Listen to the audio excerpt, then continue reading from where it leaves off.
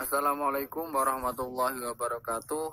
Kami dari kelompok 2 yang beranggotakan Mu'alifah Husniawati, Mufaikur Rosyad, dan Muhammad Balwan Fikri. Di sini kelompok 2 akan mempresentasikan tentang metode pemahaman ayat-ayat pendidikan. Selanjutnya, untuk yang bertugas, saya persilahkan untuk menyampaikan materinya. Yang pertama, pendidikan. Pendidikan merupakan usaha yang dilakukan manusia untuk berbagi perangkat, karakter, dan eksistensinya. Ketiga aspek ini merupakan landasan ideal pendidikan secara umum, yang kemudian dapat dikembangkan ke dalam bentuk komponen-komponen pendidikan. Ada beberapa indikasi yang terdapat dalam Al-Quran yang berkaitan dengan pendidikan, antara lain menghormati manusia, bimbingan ilmiah, fitrah manusia, penggunaan cerita atau kisah untuk tujuan pendidikan dan memelihara keperluan sosial masyarakat.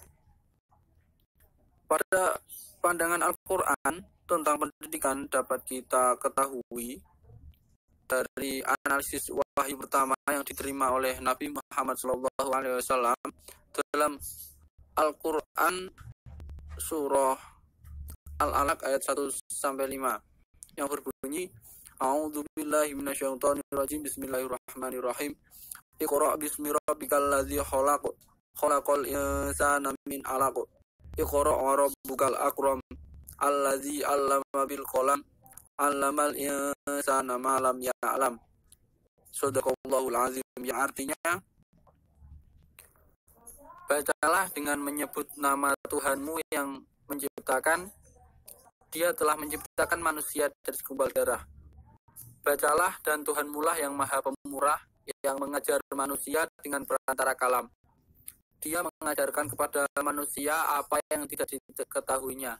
Al-Quran surah Al-Alaq ayat 1-5. Wahyu pertama ini tidak menjelaskan apa yang harus kita baca, karena Al-Quran menghendaki semua manusia untuk membaca apa saja selama yang dibaca itu bermanfaat untuk kemanusiaan. Metode pendidikan Islam. Tugas utama metode pendidikan Islam adalah membuat perubahan dalam sikap dan minat serta memenuhi nilai dan norma yang berhubungan dengan pelajaran dan perubahan dalam pribadi, dan bagaimana faktor-faktor tersebut diharapkan menjadi pendorong ke arah perbuatan nyata. Metode-metode dalam pembelajaran dibagi menjadi 7, yaitu salah satunya adalah metode ceramah. Metode ceramah adalah cara penyampaian sebuah materi pelajaran dengan cara penuturan lisan kepada peserta didik. Yang kedua adalah metode diskusi. Metode diskusi adalah suatu cara pembelajaran materi pelajaran dengan memperdebatkan masalah yang timbul dan saling mengadu argumentasi secara rasional dan objektif.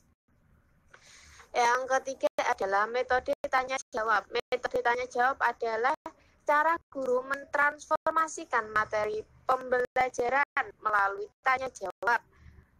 Yang keempat adalah metode Amsal. Metode Amsal ini yaitu suatu cara mengajar di mana guru menyampaikan materi pembelajaran dengan membuat atau melalui contoh atau perumpamaan secara harfiah, matal, semakna dengan sabahah yang berarti serupa, sama atau seperti. Yang kelima adalah metode cerita. Metode cerita ini adalah suatu cara mengajar di mana guru memberikan materi pembelajaran melalui cerita atau kisah. Yang keenam adalah metode pemberian tugas. Metode pemberian tugas ini adalah suatu metode di mana para peserta didik diberikan tugas untuk menyelesaikan suatu materi. Yang terakhir adalah metode karya wisata.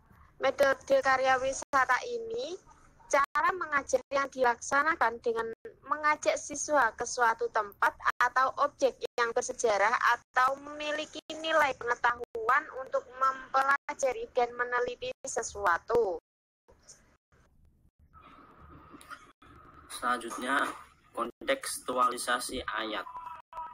Kontekstualisasi ayat atau kontribusi tafsir Al-Azhar yang terdapat nilai-nilai pendidikan Islam dalam surat Al-Isra ayat 22-39. Hal ini dapat dilihat dari nilai-nilai pendidikan yang terkandung pada tafsir Al-Azhar dalam surat Al-Isra ayat 22-39, yaitu satu,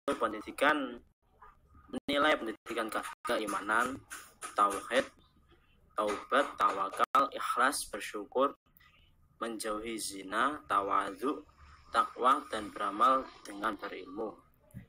2. Nilai-nilai pendidikan sosial, saling menghormati, kasih sayang, dan tolong menolong.